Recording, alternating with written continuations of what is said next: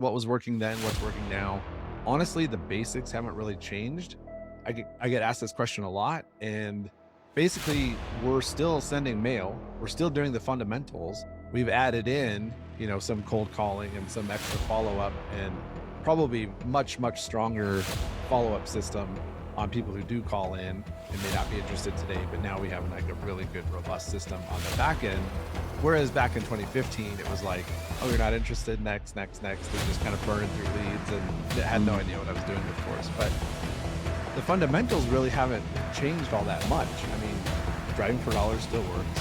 Sending out consistent, good mail works. It's just a numbers game.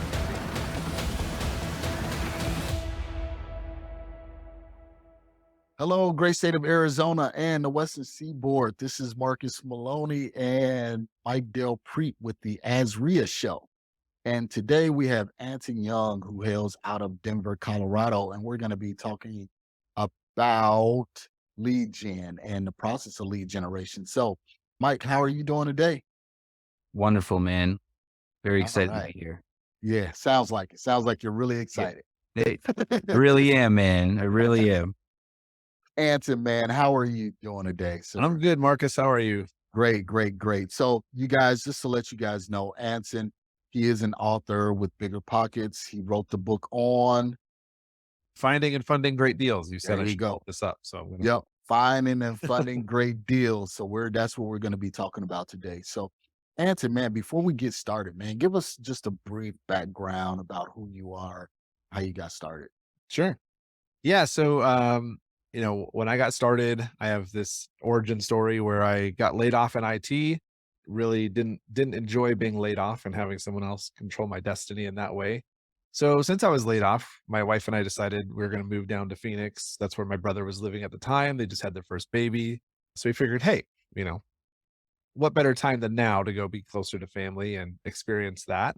And so right before I left, a friend of mine handed me Rich Dad Poor Dad and said, "You got to read this." And I did. So on the U-Haul trip down, when I wasn't driving, I was reading Rich Dad Poor Dad. And so when I landed in Phoenix, in Surprise actually is where I first landed. Okay. I figured, hey, new city, new me. This could be a new start to, Hmm. career or so I don't get laid off again, basically was Right. my goal. So I spent the first year just trying to figure out the Phoenix market, what kind of investment strategies made sense. I was just telling these guys right before this, but my very first real estate event that I ever went to was ASRIA.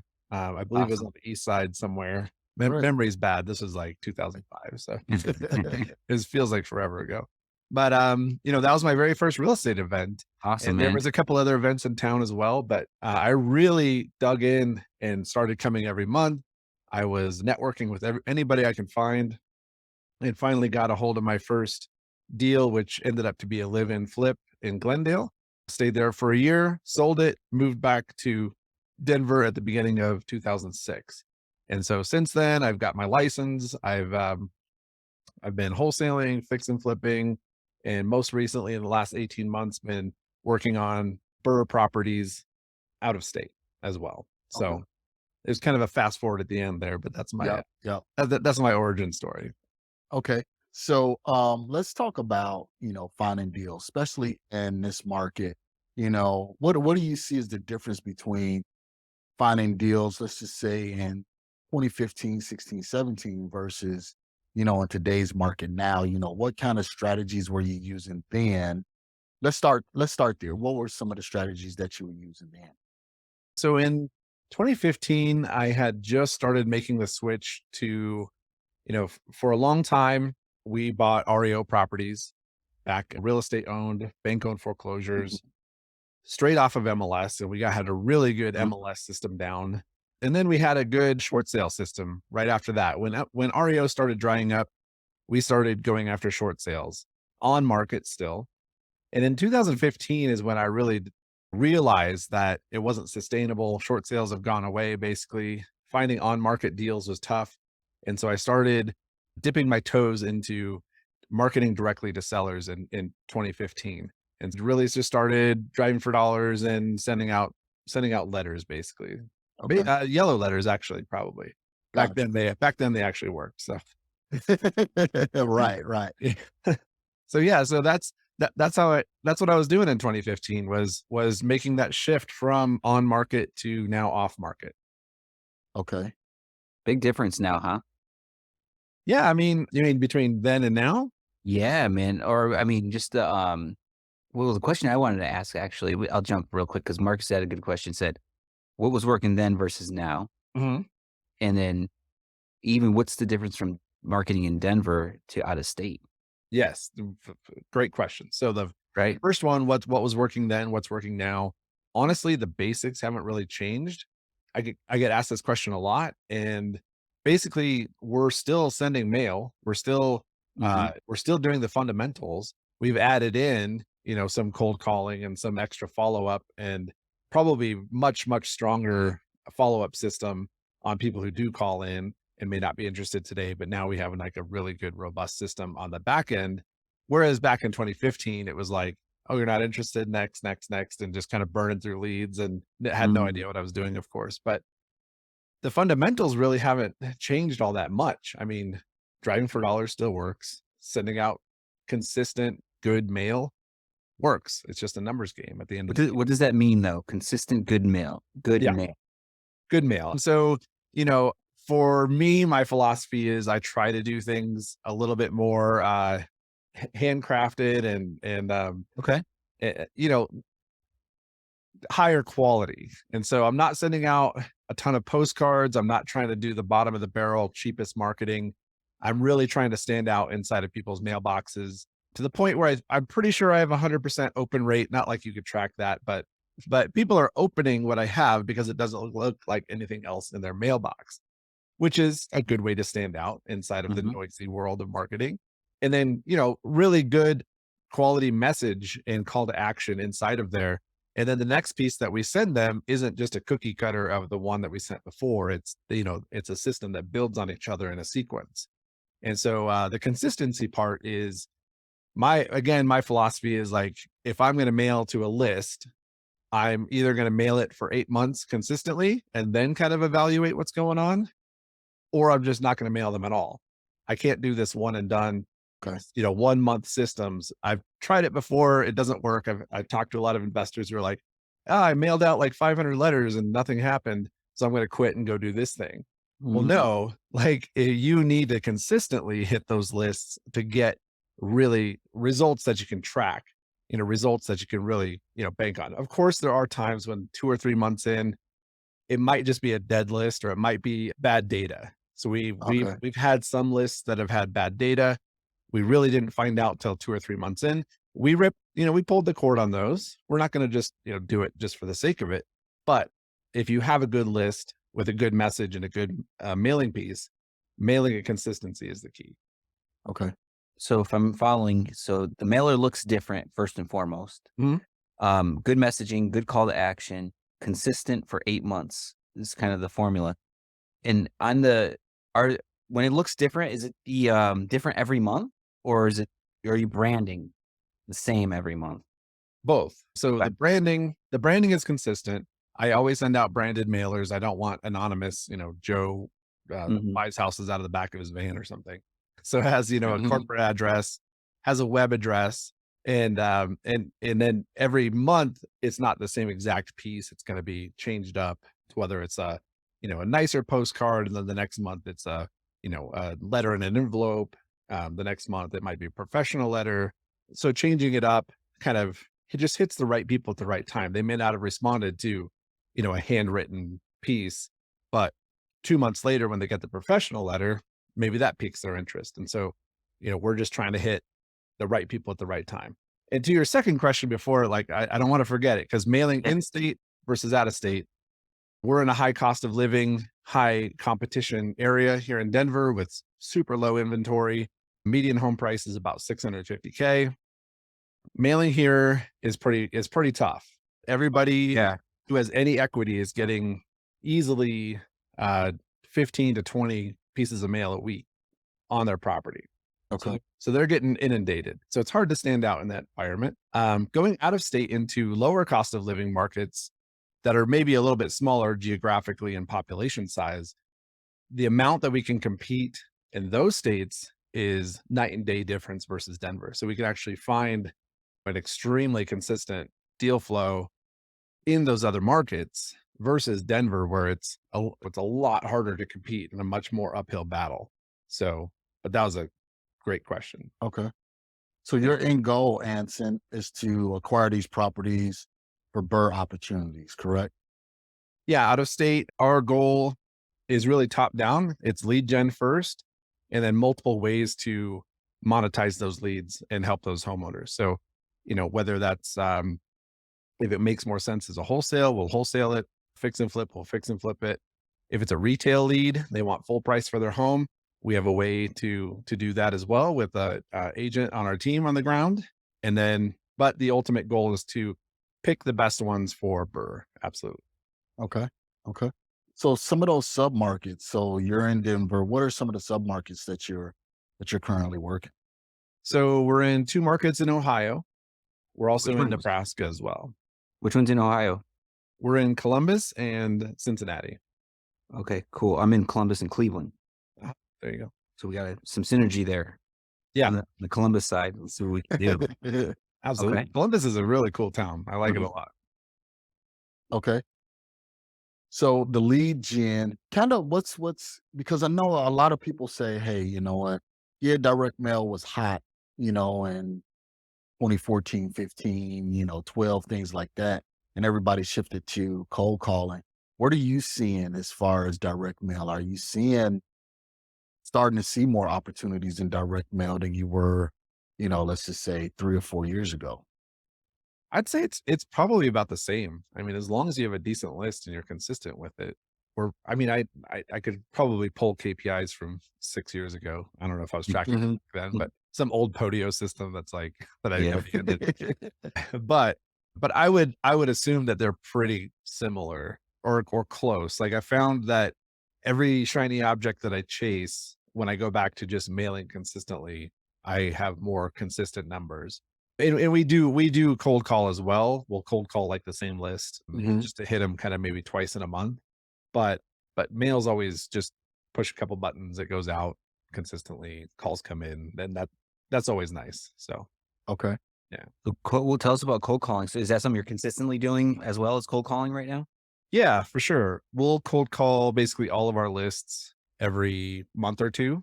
Mm-hmm. So those people are consistently being hit about every 4 to 6 weeks probably in the cycle. So, So direct mail and cold calling, are those your 2 key marketing channels right now? yep, 100%. Are you using like in-house call? Are you having like, do you have like offshore kind of callers or? They're in-house. So Okay. we have a small team of guys and gals that get after it.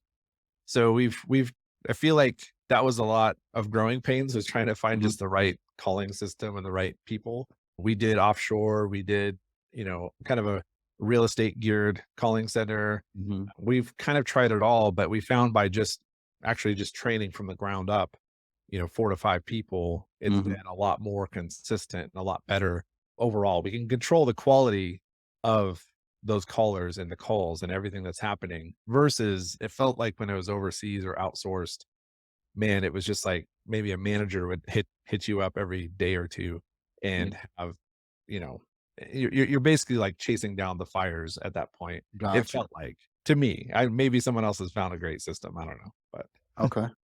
Okay. So, and I know, Mike, we're kind of pinging back and forth. You're going cold calling, I'm going direct mail. Mhm. So that way, people can get both perspectives. With the direct mail, the inbound calls, right? Are they live answer? Are they going to a voicemail? Kind of what's the inbound process for those calls? they are live answered.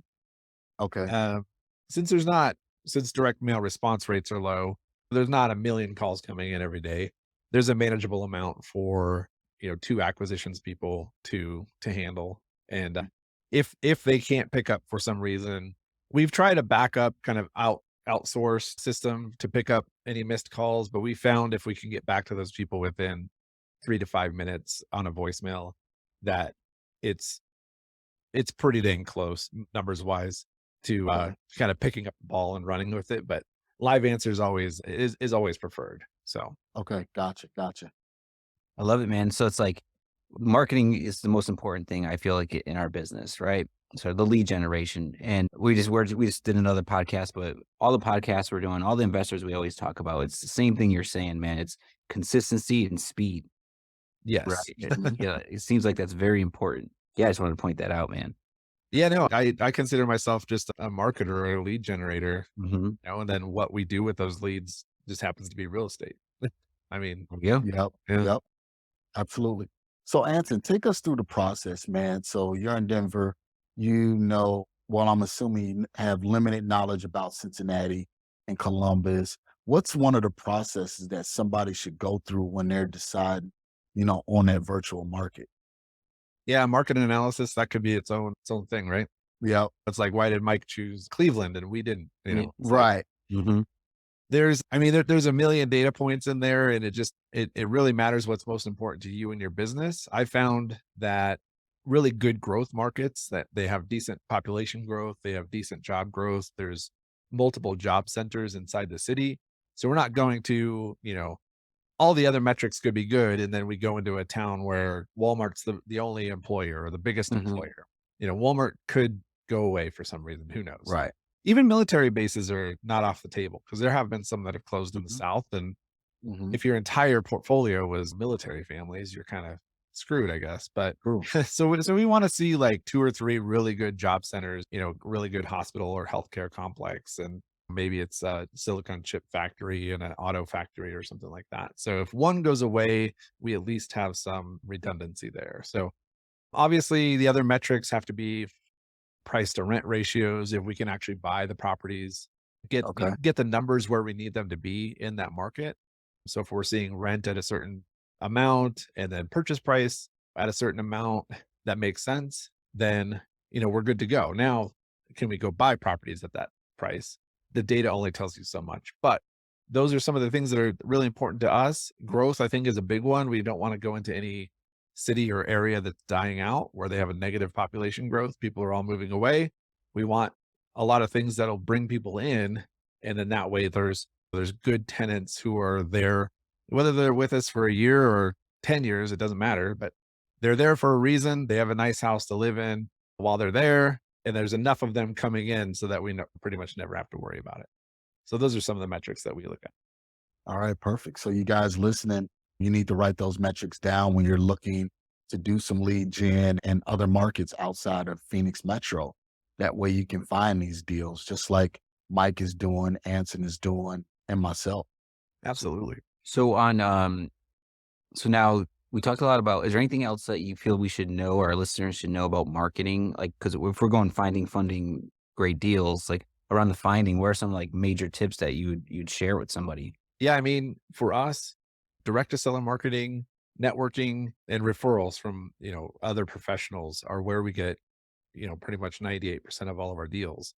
And so the marketing piece is, it's pretty cut and dry. It's for everything that we talked about. Find the list, mail it, Hmm. or find a list, call it, go knock Hmm. at the door, whatever you want to do. Um, I think that the networking piece is a piece that not a lot of people talk about enough. Whether it's networking with other investors, wholesalers, uh, you know, attending meetup groups if you're in town, or virtual meetup groups if they're Yep. doing that. Um, Agents is a huge one. So we'll actually market directly to agents. Because as a licensed real estate agent, I know, my office is full of people who, they don't think the way that we do. And so if they come across a hoarder house, or their uncle wants to Mhm. sell their house and it hasn't been updated in 57 years, that doesn't fit into the normal agent box.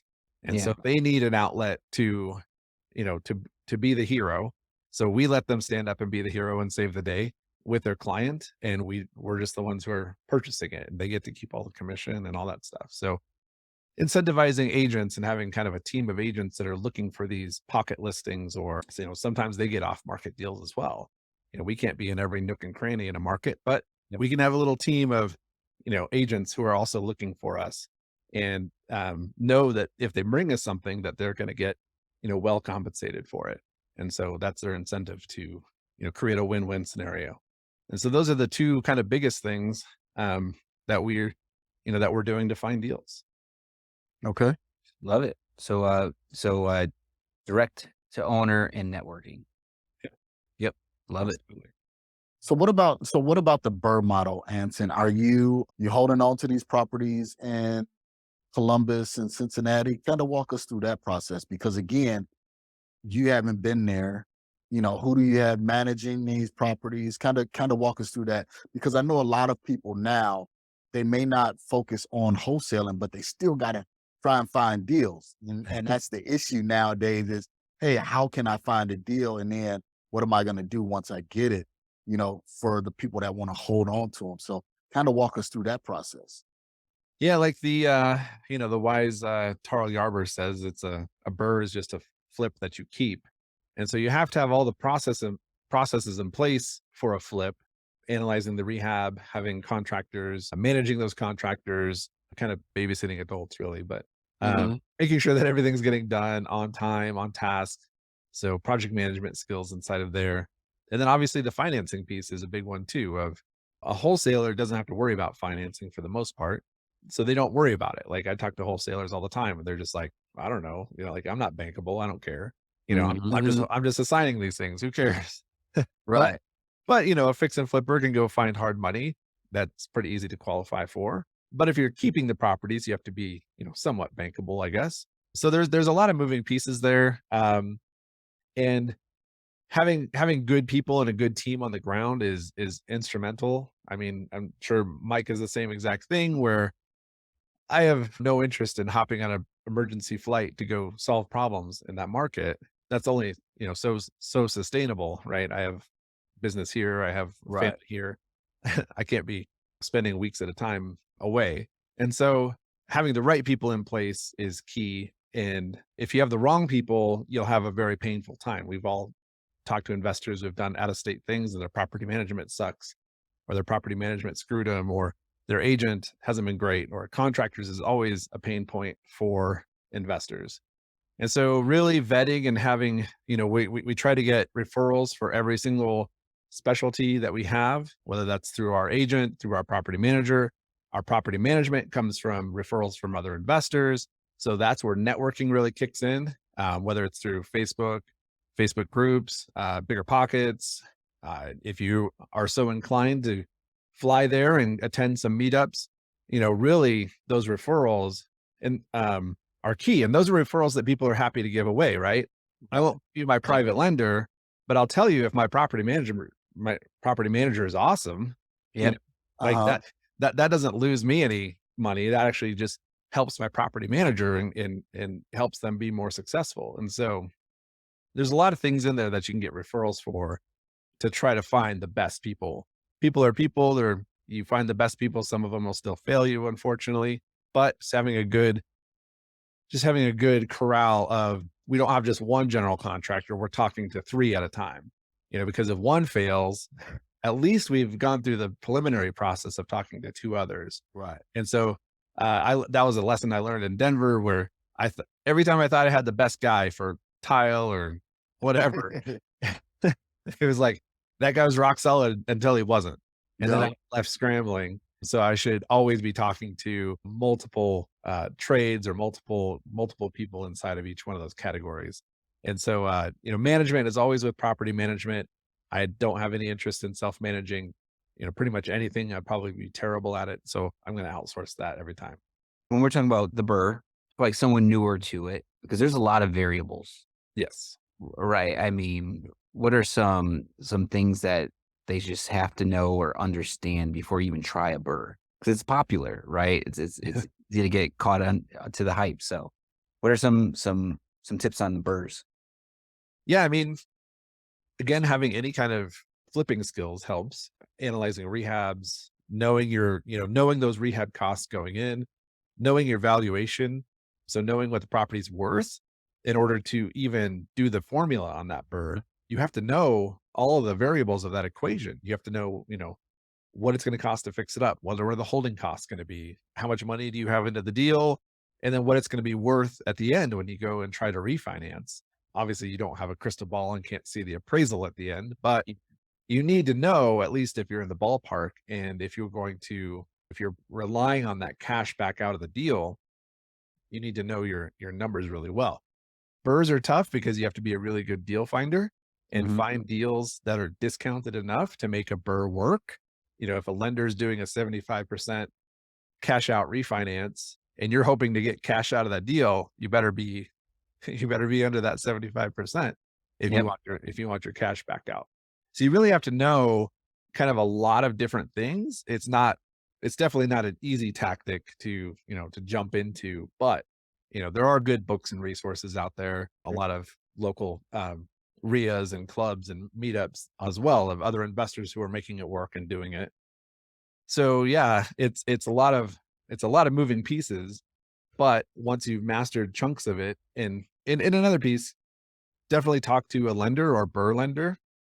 There are A to Z, all-in-one companies now they'll fund the kind of a hard money purchase, and then as you're fixing it up, they're working on the refinance for you. And so as soon as it's tenanted and it's seasoned, then the refi kicks in and you're good to go. So they kind of pre-approve you for that refi before you even start the process. Very good It's not point. Yeah. it's not a mystery of, you know, will Yeah. I qualify for this refinance? I have it under a hard money loan.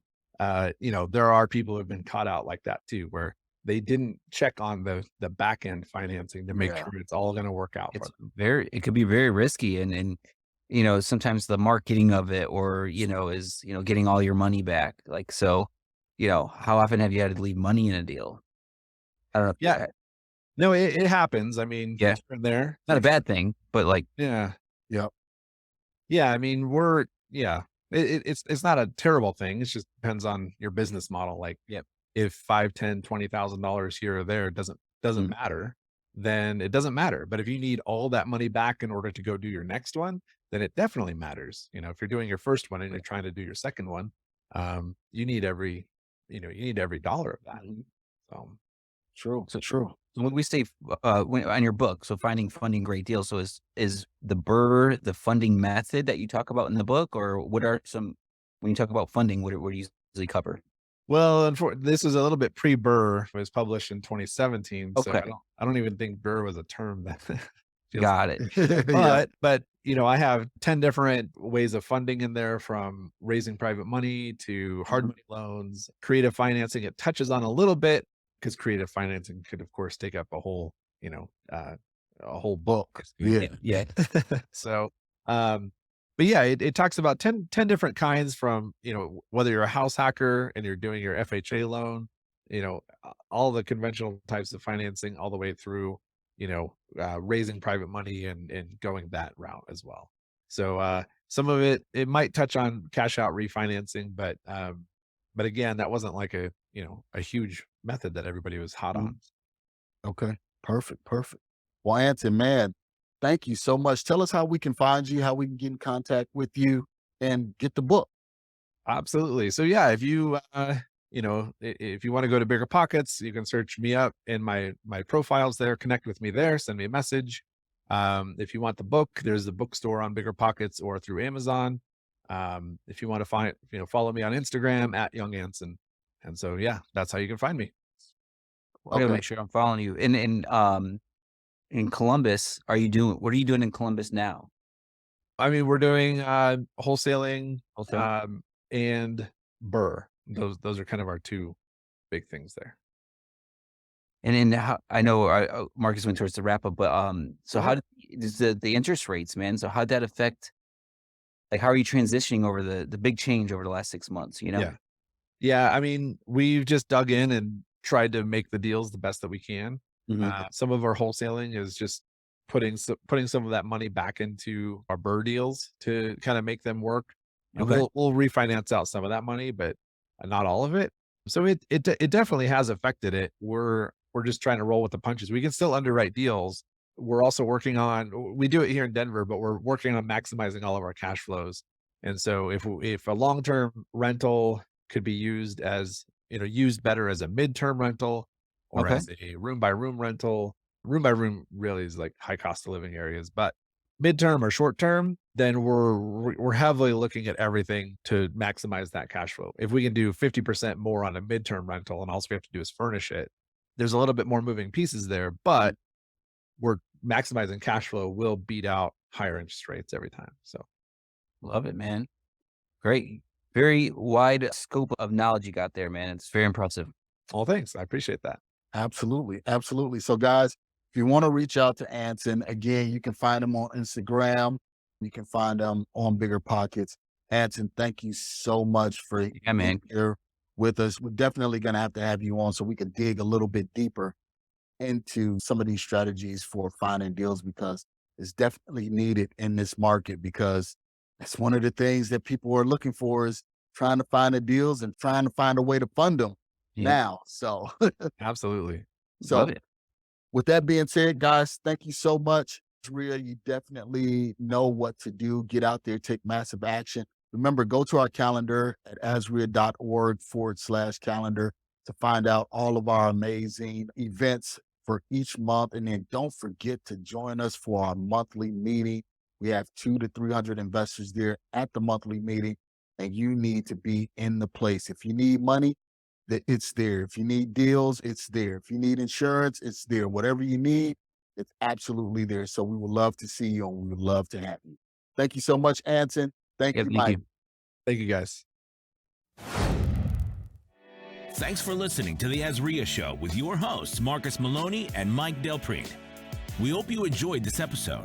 If you found this information valuable, head over to asria.org and learn more about our community.